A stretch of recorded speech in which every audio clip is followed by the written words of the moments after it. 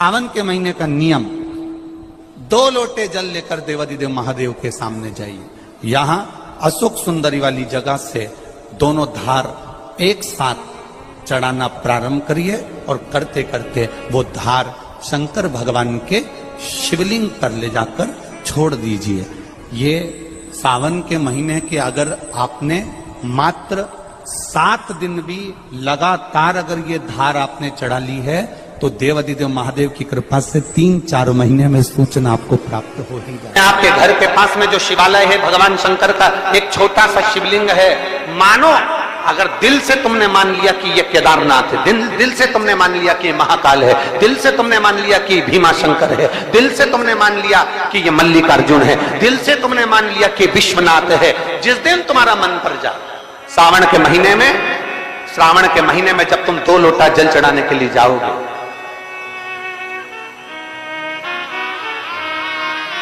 श्रावण के महीने में जब तुम 2 लोटा जल चढ़ाने के लिए जाओगे और 2 लोटा जल तक तुम अपने हाथ में लेकर चढ़ाओगे, जिस दिन तुम्हारा चित्त में मन में आ जाए कि आज मैं विश्वनाथ नहीं गई हूं, मैं सावन के महीने में मैंने विश्वनाथ का दर्शन नहीं करा है, सावन के महीने में मैं काशी नहीं गई, सावन के महीने में मैं गंगा के घाट पर नहीं गई, जिस दिन सावन के महीने में तुम्हारे मन में आ जाए 2 लोटा जल लिया, शंकर जी को चढ़ाते हुए अपने मन में विचार कर लिया कि मेरे विश्वनाथ, मैं तुम्हारे दरवाजे तो नहीं आ सकी, पर मेरे जल में अगर बल होगा तो इस जल को आप वहां से यहां आकर स्वीकार कर लोगे। वो विश्वनाथ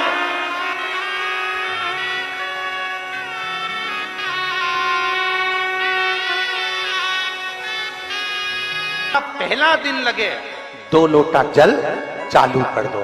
श्रावण के पूरे महीने 2 लोटा जल अपने घर से लेकर जाओ और अपने घर से जब जल लेकर जाओ तो ये विचार कर कर जाना, आज मैं शिव को काशी में, आज मैं शिव को केदार में, आज शिव को अमरनाथ में, आज शिव को भीमा शंकर में, आज शिव को मल्लिकार्जुन में। और फिर निवेदन करूंगा, जिस बहन को 19 और 20 साल तक भी औलाद नहीं हुई हो तो कृष्णेश्वर महादेव का नाम लेकर 2 लोटा जल तुम्बकेश्वर महादेव का नाम लेकर चढ़ा कर देखना, सावन के बाद में बाबा संतान जरूर देगा, झोली जरूर भरेगा।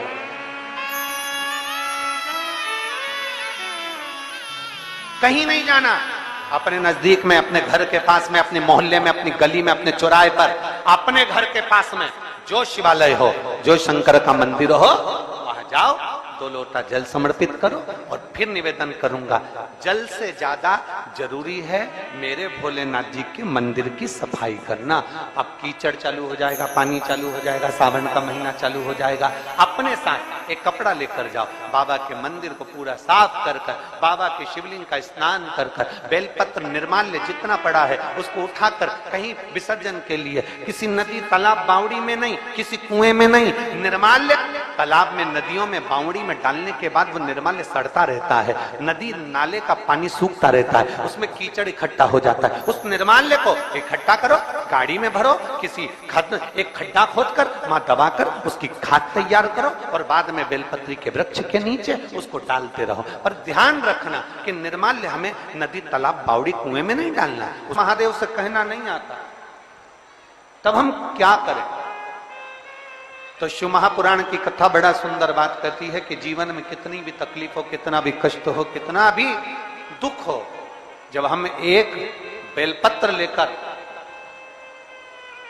भगवान शिव को समर्पित करने के लिए जाते हैं और दिल से, हृदय से, भाव से जब एक बेलपत्र समर्पित करते हैं और 1 लोटा जल अशोक सुंदरी पर चढ़ाने के बाद हम देवादिदेव महादेव को जब समर्पित करते हैं तो ये निश्चित है हमारे दुख, हमारी तकलीफ, हमारे कष्ट को मेरा शंभू काटता जरूर है, ये निश्चित था। बोल बम का नारा है, जरा जम के, बोल बम का नारा है, सारी समस्या का हल। जब हमारे भीतर कोई तकलीफ होती है, हमारे भीतर जब कोई कष्ट होता है, हमारे भीतर जब कोई दर्द होता है, हमारे भीतर जब कोई दुख होता है, तब हम देवादिदेव महादेव को 1 लोटा जल समर्पित कर कर अपने हृदय की बात भगवान शिव से जरूर करते हैं। जरूर थोड़ी सी भी विषम परिस्थिति चल रही है, थोड़ा भी तकलीफ चल रही है, थोड़ा भी कष्ट आया है जीवन में, थोड़ा भी दुख, थोड़ी भी तकलीफ, थोड़ा भी दर्द, थोड़ा भी कष्ट अगर आपके जीवन में आया है तो शिव महापुराण की कथा कहती है सबसे पहले भगवान शंकर की शरणागति में जाए, भगवान शिव के पास जाए।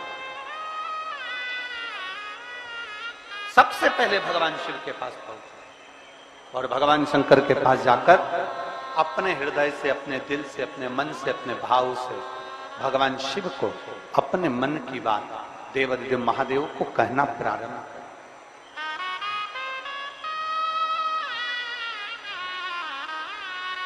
अपने भीतर जो संशय है, अपने भीतर जो संशय उत्पन्न हुआ है, अपने भीतर जो हम संशय में आए हैं, उस संशय को मिटाने के लिए, अपने भीतर के दुख को, अपने भीतर की तकलीफ को, अपने भीतर के कष्ट को मिटाने के लिए कहीं दूसरी जगह नहीं जाए।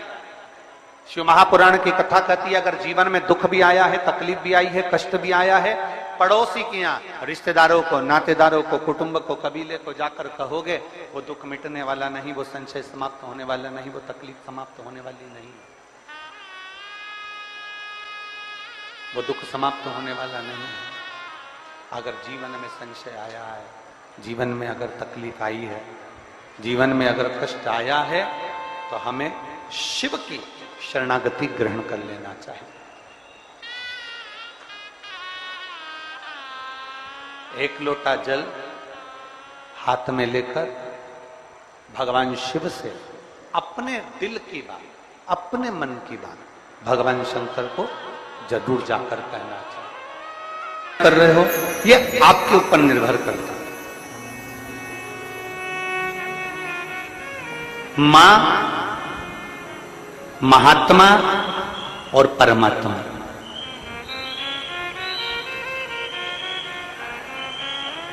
एक मां, दूसरे नंबर पर महात्मा और तीसरे नंबर पर जम के बोलो जरा, अच्छे जम के बोलो, परमात्मा। ये तीन आपको देखते तक नहीं, फिर भी अपना पूरा प्रेम, अपनी पूरी वात्सल्यता, अपनी पूरी करुणा, अपनी पूरी उदारता ये आपके ऊपर उंडेल देते हैं। कौन कौन? जम के बोलो जरा। पहले नंबर पर आवाज नहीं आई, जम के जरा। मां, दूसरे नंबर पर महात्मा और तीसरे नंबर पर परमात्मा। जब बच्चा गर्भ में आता है, मां उसको देखती नहीं, मां ने उसको देखा नहीं। जब बच्चा गर्भ में आया, जब बच्चा गर्भ में पहुंचा, तो मां ने उसको देखा नहीं, मां उसको देखी नहीं। बच्चा जब गर्भ में आता है तो मां ने उसको देखा नहीं होता है। बच्चा जब गर्भ में आता है तो मां उसको निहारी नहीं होती है, पर मां अपनी पूरी करुणा, अपनी पूरी उदारता, अपनी पूरी वात्सल्यता, अपना पूरा प्रेम मां उस बच्चे को दे देती है। पूरी करुणा दे दी मां ने, पूरी ये हैं शंकर के भक्त, ओघड़दानी के भक्त, शंभू के भक्त, त्रिकालदर्शी कैलाशी के भक्त।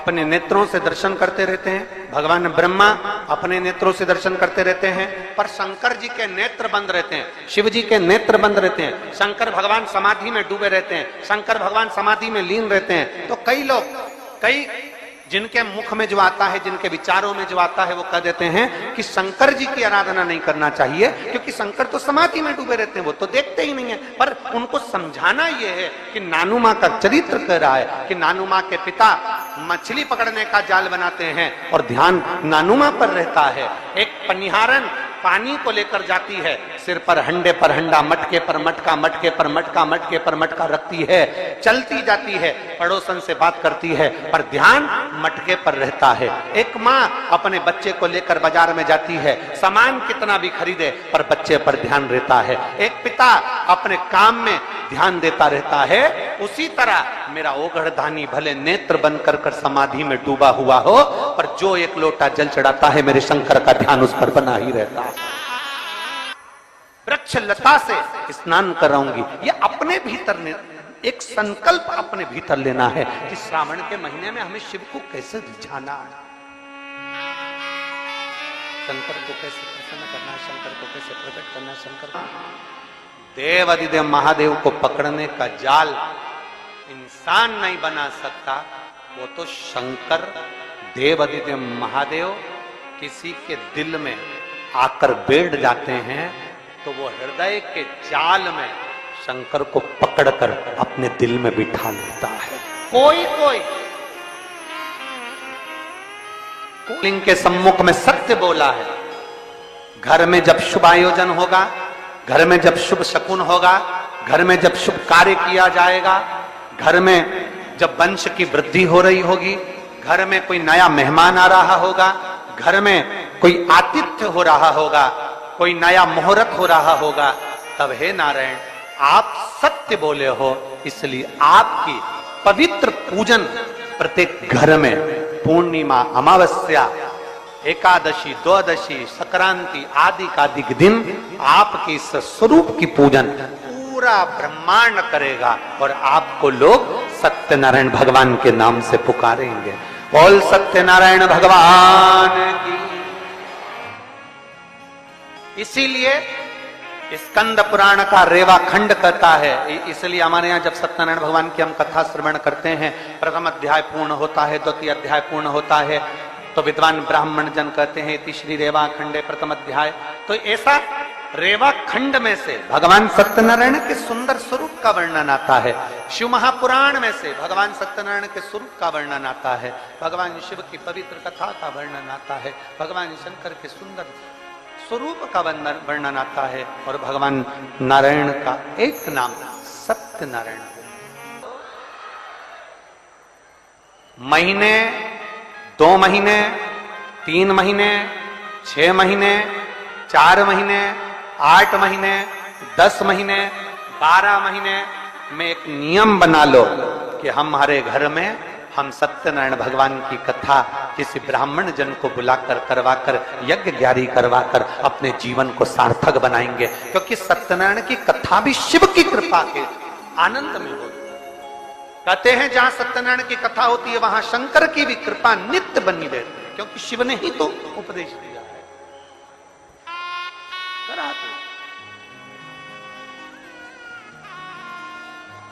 हमारे यहाँ तो माताएं बड़ा सुंदर सुंदर भजन भी गाती हैं। सतना पर चढ़ेगा पर शिव पर कभी नहीं चढ़ेगा, कभी नहीं। गौ माता तू झूठ बोली है मेरे सामने, तेरा पूरा शरीर पुजाएगा। कन्यादान, वस्त्रदान, मुद्रादान, स्वर्णदान, अन्नदान, सारे दान आगे से होंगे, पर गौदान पीछे से होगा। गाय की पूंछ पकड़कर किया जाएगा, क्योंकि तू झूठ बोल गई मेरे सामने। सारे देवताओं की परिक्रमा आगे से, पर गौ माता की परिक्रमा पीछे से होगी। गाय की परिक्रमा आगे से नहीं होती, पीछे से चालू होकर पीछे विराम होती। तू झूठ बोल गई मेरे सामने। गौ माता तू जगत की मां कहलाती है। गाय माता भी कहती है मुझे क्षमा कर, मेरे मुख से झूठ निकल गया। केतकी का फूल कहता क्षमा करिए, मेरे मुख से झूठ निकल गया। ब्रह्मा जी क्षमा नहीं मांगा, क्षमा नहीं मांगा। ब्रह्मदेव कह रहे हैं कि आकाशवाणी झूठी है। आकाशवाणी झूठी? भगवान शंकर ने अपने तुरंत पैर का नख तोड़कर फेंका, काल भैरव प्रकट कर लिया। काल भैरव को आज्ञा करी ब्रह्मा का सिर काट दो। जिस मुख से वो झूठ बोल रहा, जिस मुख से वो झूठ बोल रहा,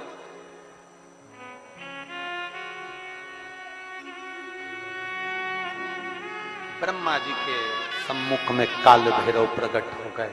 काल भैरव ने अपना हाथ की उंगली का नख तोड़कर फेंककर ब्रह्मा जी के शीश को काट दिया। कटा हुआ सिर लुढ़कता लुढ़कता गया, उनके रक्त निकलता गया। कटा शीश भी झूठ बोलता रहा, झूठ बोलता। सत्य को प्रमाण की जरूरत नहीं होती, पर झूठ को प्रमाण चाहिए। सत्य एक दिन उजागर होता ही है, उसको कितना भी दबाया जाए, सत्य को कितना भी दबा ले वो उजागर होगा। आज नहीं तो कल होगा, कल नहीं तो परसों होगा, आने वाली पीढ़ी को होगा, पर सत्य सामने जरूर आएगा।